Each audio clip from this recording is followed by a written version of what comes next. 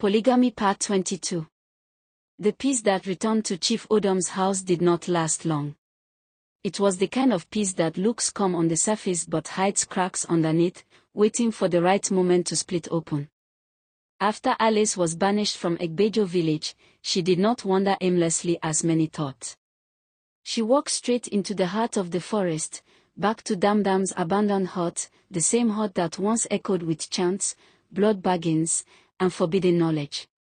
The hut stood silent, broken, and empty. Damdam was gone. But the forest still remembered. Alice settled there like a wounded beast licking its wounds. She cleared the dust, repaired the roof with leaves, and claimed the hut as her own. From that day, her heart hardened. She no longer cried. She no longer begged the gods. Instead, she chose learning. She began to move from town to town, far villages where no one knew her face. She visited herbalists, witch doctors, charm sellers, and spirit readers. She paid with labor, with cowries, with blood when necessary. She learned roots that awaken spirits, leaves that summon dreams, powders that bend minds, and charms that bind destinies.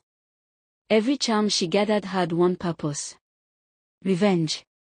Back in Egbejo village, Nita did not heal the way people expected. After days and nights of crying, she became quiet, too quiet. She carried Alice's last whisper in her heart like a promise carved in stone.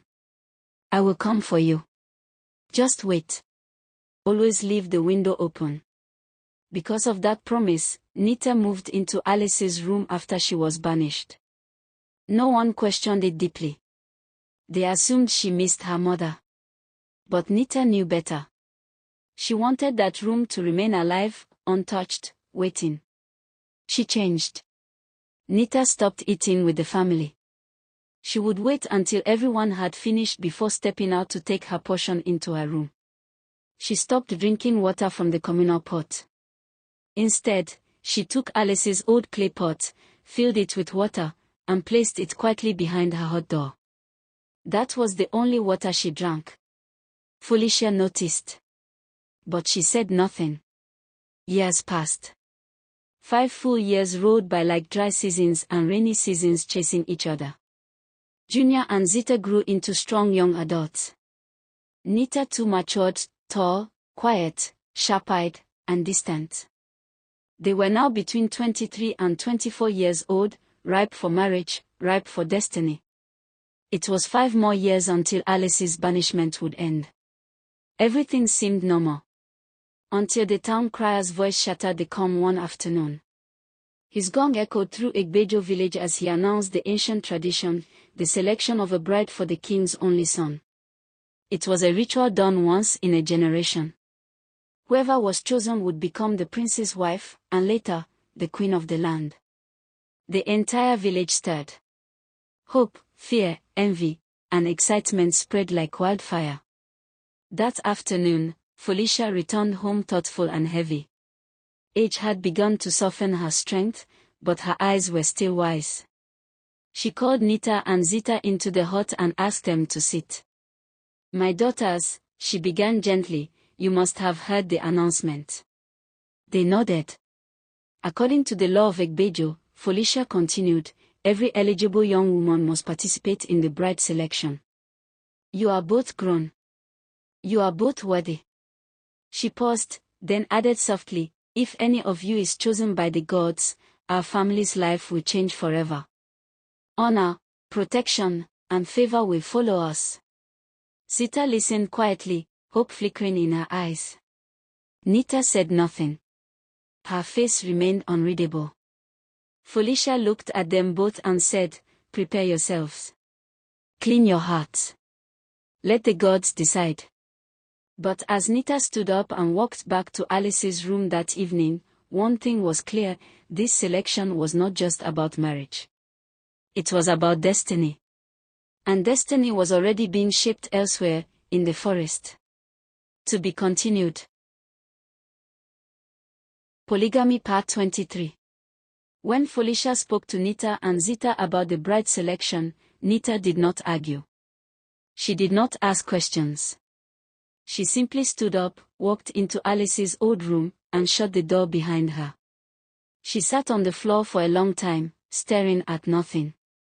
Then she spoke to herself, slowly, carefully, as if sealing an oath. If I become the prince's bride, if I become the princess of Egbejo, I will bring my mother back. Her eyes hardened. The princess has authority. No one questions her words. Not the elders. Not even the king. If I rise that high, Alice will return, and no one will stop me. She stood up. I will do it. I must. Far away from Nita's thoughts stood the palace of Egbejo, one of the richest and most powerful palaces among the neighboring villages. It rose like a fortress, wide and tall, built with red earth walls and carved pillars.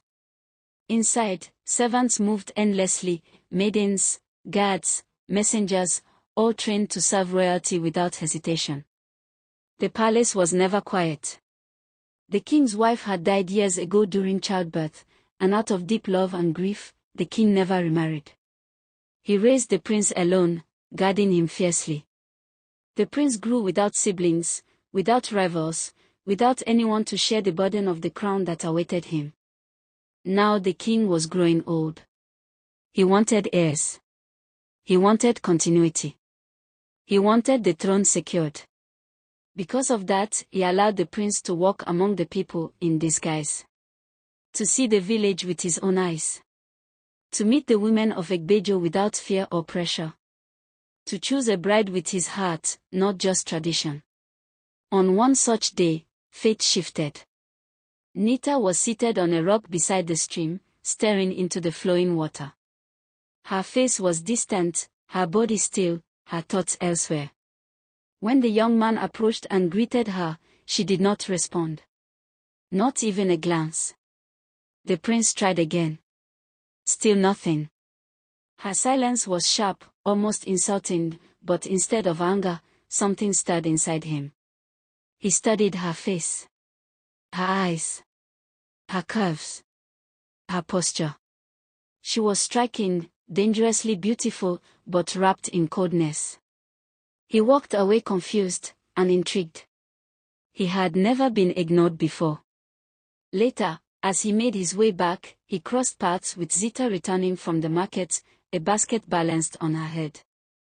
She greeted respectfully, her voice warm and gentle.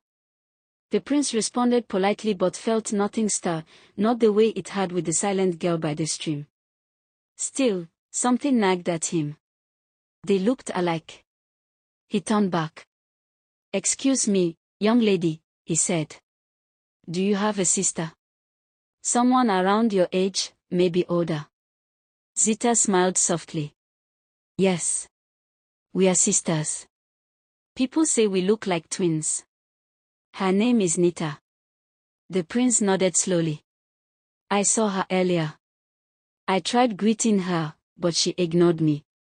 Zita's smile faded just a little. "Oh, I'm sorry about that," she said quickly. "That's not really how she is. You must have met her when she wasn't happy." She spoke calmly, covering for Nita without hesitation, just like Felicia always did. Zita was not the most beautiful girl in Egbejo, but her aura was gentle. People felt safe around her. The prince studied her for a moment, then asked casually, "Whose daughter are you?" "I am the daughter of Chief Odom Ebeku," Zita replied. The prince nodded, satisfied. "Thank you," he said. "We'll meet again." As Zita walked away, the prince stood still, his mind torn between two sisters, one silent and burning like hidden fire, the other soft and comforting like home. But one question lingered in his heart. Which of them was the gods truly preparing for the throne? To be continued.